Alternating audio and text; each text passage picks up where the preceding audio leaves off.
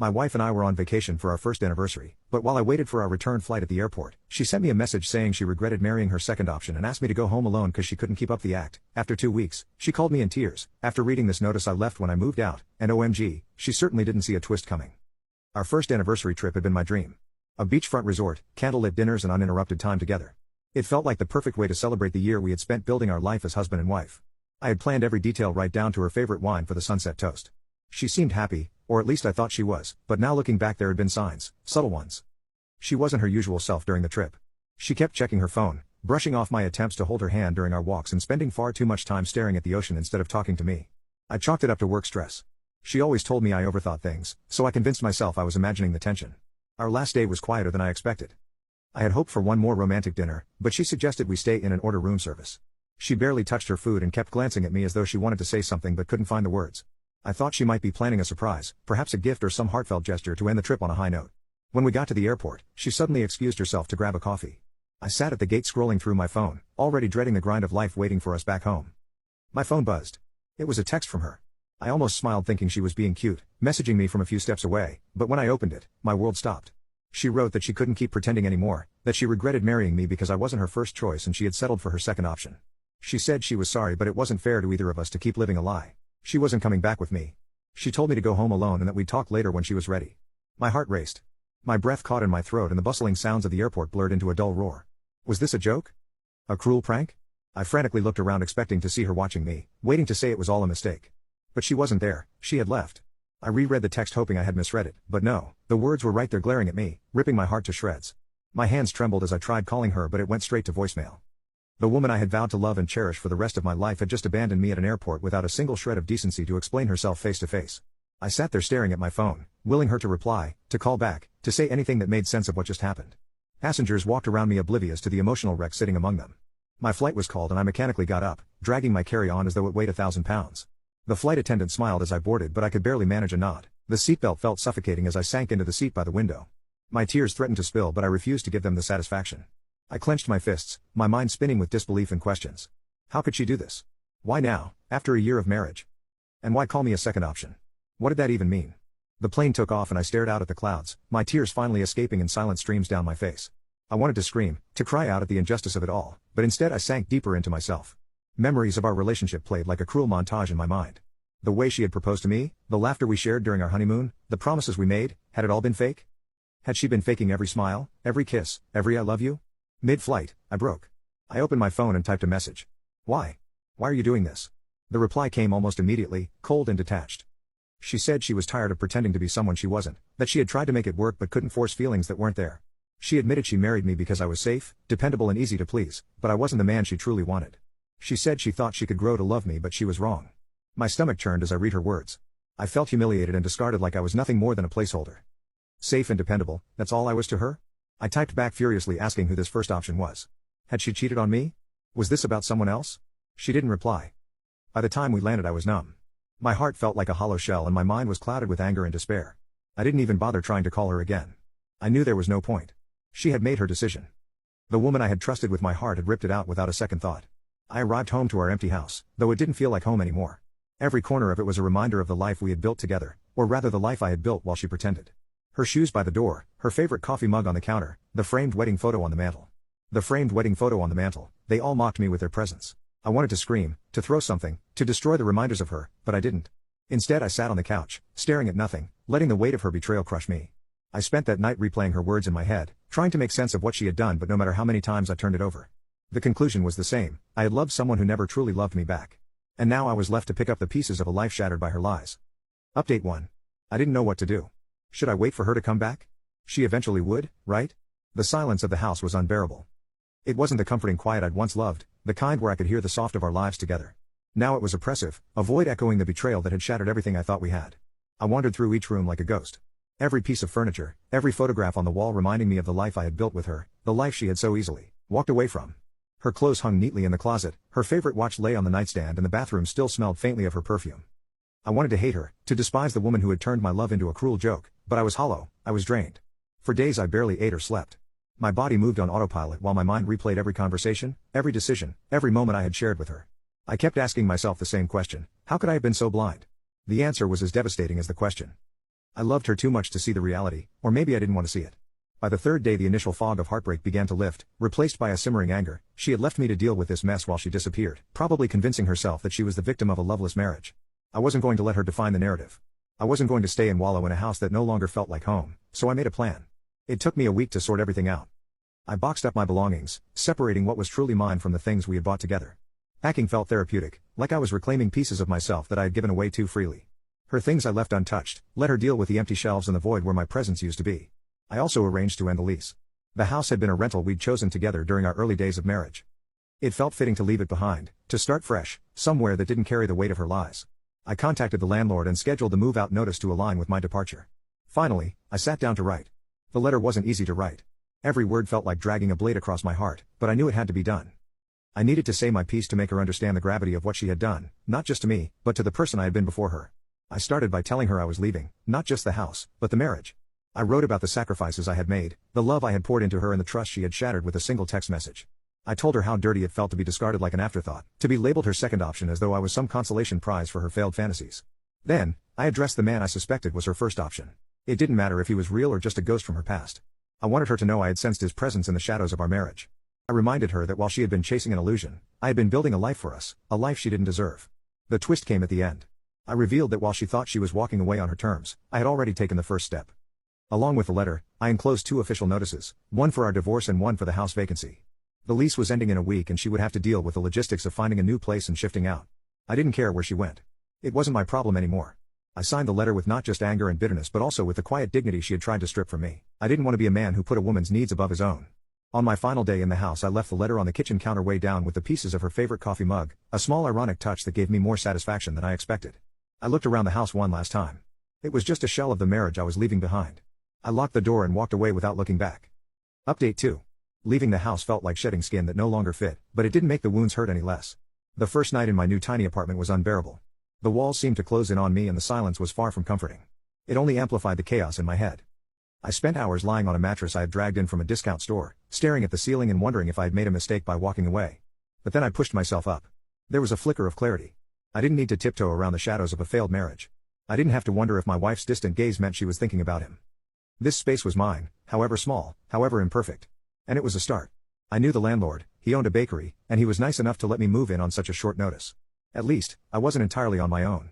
Over the next few days the grief hit hardest like a tidal wave I couldn't outrun. I'd sit by the window, tears streaming down my face as I replayed the good memories and questioned why they hadn't been enough for her. I had to take time off. I was absolutely distraught. My friends tried to rally around me, but I wasn't ready to face them just yet. I didn't have much family. How could I explain that the life they envied, the doting wife, the beautiful home, the picture-perfect anniversary trip, had been a lie? Their pity would have been unbearable, so I leaned on the one person who truly understood my silence, my best friend Kelly. Kelly showed up the second I told him where I'd moved, arms full of groceries and enough wine to last a month. He didn't pry or offer cliches about time healing all wounds. Instead, he sat with me on the floor of my unfurnished living room, letting me rant, cry, and occasionally laugh at how absurdly awful everything felt. He didn't leave. He basically moved in with me. I felt much less alone. Even the landlord left me cookies every day. It was during one of those wine-soaked evenings with Kelly that I realized something. She may have broken my sense of security, my trust, and even my self-worth for a while, but she hadn't stolen me. Somewhere beneath the rubble of our marriage, the ambitious, vibrant, hopeful version of me was still there. Update 3. Exactly 2 weeks after I left, the call came. I had anticipated it. It wasn't a question of if she would call, but when. Still, when her name lit up my phone screen, I froze. My hand hovered over the device as my heart pounded. I knew she still had access to the house. The landlord informed me that her things were still there. I let it ring, unsure if I had the strength to answer. Her voice, even after everything, still had the power to unravel me. Finally, I swiped to pick up, steeling myself for whatever she would throw at me. The first thing I heard was her ragged breathing, the kind of sound someone makes when their emotions are barely in check. It was so loud. I couldn't have imagined it. Her voice when she finally spoke was cracked and desperate, filled with remorse I had never heard before. She said she had come back to an empty house to the letter I'd left and the notices that accompanied it.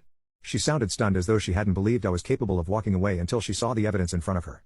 She started apologizing, her words tumbling out in a chaotic mess. She said she didn't know what had come over her, that she hadn't realized how much she'd taken me for granted until it was too late. She said she missed me, that the house felt cold and lifeless without me there. She admitted she'd been selfish, letting her doubts and unresolved feelings poison our marriage. I listened in silence, my grip on the phone tightening as her words poured out. She sounded like a woman teetering on the edge, her confidence shattered, her bravado gone. For a moment I felt a flicker of pity.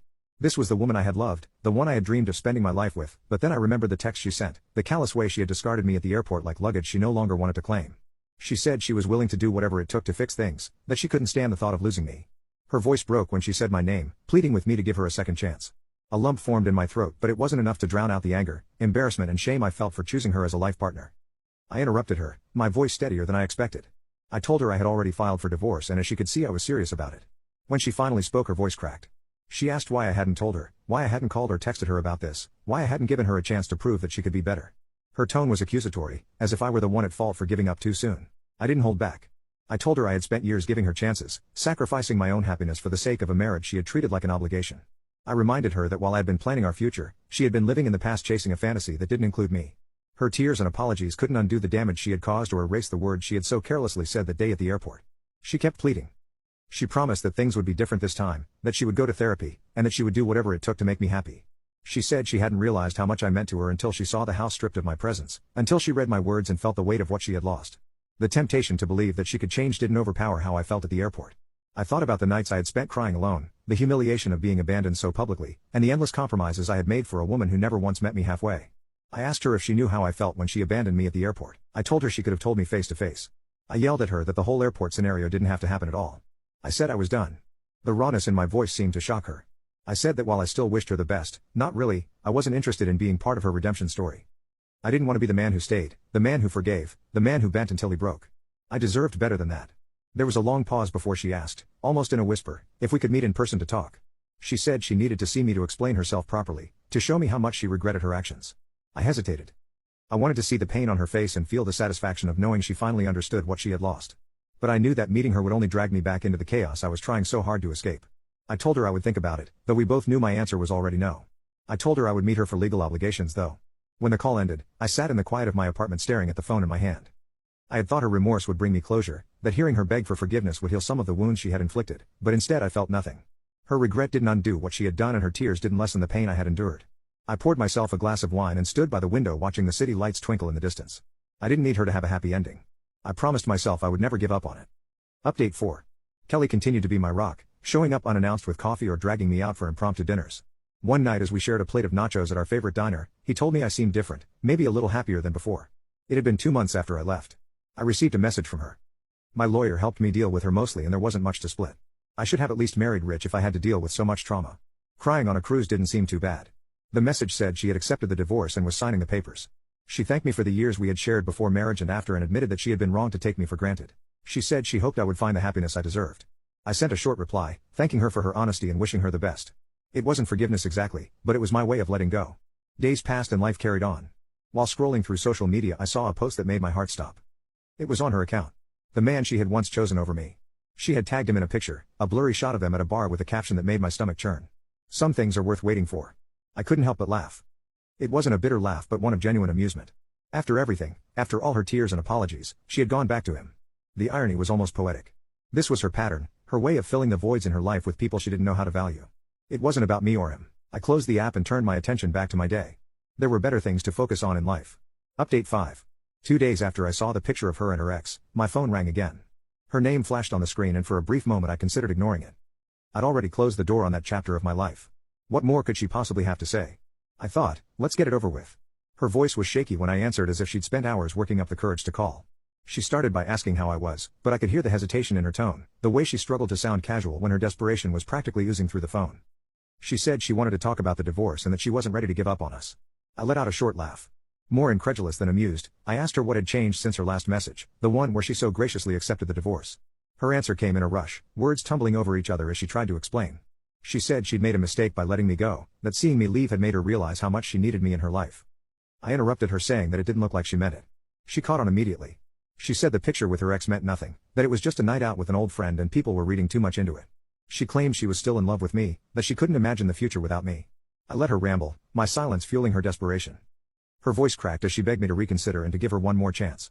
She said she was willing to go to therapy to do whatever it took to fix things. She said she couldn't believe I had given up on us so easily. That was the breaking point for me. Easily? I cut her off mid-sentence, my voice sharper than I had intended. I told her if she thought this was easy, she hadn't been paying attention. I told her she didn't even have the dignity to leave me respectfully. I told her to look at the damage she had done. Of the years I spent being her emotional punching bag, her second choice, her afterthought. She tried to interrupt, but I didn't let her. I told her that her regrets didn't erase the hurt she had caused or the humiliation of being abandoned at an airport because she didn't have the guts to be honest. I told her that her tears didn't undo the text she sent, the one that shattered my trust and left me questioning my own worth. She started apologizing again, but I wasn't interested in her apologies. I told her I had seen the picture with her ex and that it confirmed everything I already knew about her. I said that she wasn't capable of being alone, that she was so desperate for validation that she would cling to anyone who gave her the attention she craved. Her voice rose, defensive now. She insisted that the picture was taken out of context and I was overreacting. She said she didn't love him, that she had only reached out to him because she was lonely. I couldn't stop the laugh that escaped me. That was exactly what I was saying. I told her loneliness wasn't my problem anymore. I said if she had spent half as much effort trying to make our marriage work as she's now begging me to come back, we wouldn't be in this situation. She started to cry then, her voice breaking as she begged me to reconsider. She said she couldn't handle the thought of losing me, that she didn't know how to move on without me. I took a deep breath, steadying myself, then I delivered the words I knew would shatter what was left of her fragile ego. I told her I wasn't the one who needed to move on. She was. I said that I had already started building a life without her, one that didn't revolve around her moods or her insecurities. I told her that I didn't miss her, not even a little, and that the only thing I regretted was marrying her. I could practically hear her heart breaking, her pride crumbling. I didn't want to be harsh, but hearing her just made me so angry. When she finally spoke, her voice was small, almost childlike. She asked if there was anything she could do to change my mind. I told her the only thing she could do was show up in 6 months to finalize the divorce. Until then, I didn't want to hear from her, see her, or even think about her. I said that this wasn't a negotiation, that there was nothing left to salvage. She started to protest, but I cut her off. I told her I was done wasting my energy on someone who couldn't appreciate me until it was too late. I said that I deserved better and I wasn't going to settle for anything less ever again. I ended the call before she could respond. 6 months later, I would see her again, but it would be on my terms. Update 6. I got a notification on my phone, the same man from the picture I had seen weeks ago, the one who had so smugly leaned into her while she grinned like a woman with no shame. My stomach twisted as I stared at his name. What could he possibly want? I didn't open the message right away. I knew that engaging with him would only drag me back into a drama I had no interest in revisiting. Still, the notification sat there, a glaring reminder of the tangled web of my ex's decisions. Later that evening, after debating with myself, I opened the message, skimming it quickly. He started by introducing himself as if I didn't already know who he was. Then he launched into what felt like an oddly familiar tone, saying he hoped I wouldn't find his message inappropriate, but that he thought it was time to clear the air. He said he knew about the divorce and wanted to assure me that he had nothing to do with it. He claimed he and my ex had reconnected only after she told him we were separating. He emphasized that they were just friends now and that he hoped I could understand there were no bad intentions on his part. Did he expect me to thank him for his gracious explanation? He even dared to suggest that if I ever wanted to talk, he'd be happy to clarify things further. Clarify things? What exactly was there to clarify? My ex had already made her priorities clear the moment she abandoned me at that airport. She wasn't the reason my marriage had fallen apart, she was. But that didn't mean I owed him a conversation or my forgiveness. I thought about replying, but then I stopped myself. Engaging with him would give him exactly what he wanted, attention, validation, and a sense of control, and I refused to give him any of that.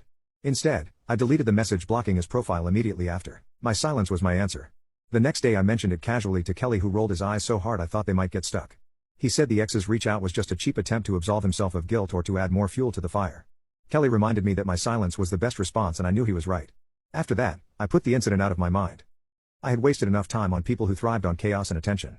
The best thing I could do for myself was to keep moving forward, leaving them all behind where they belonged.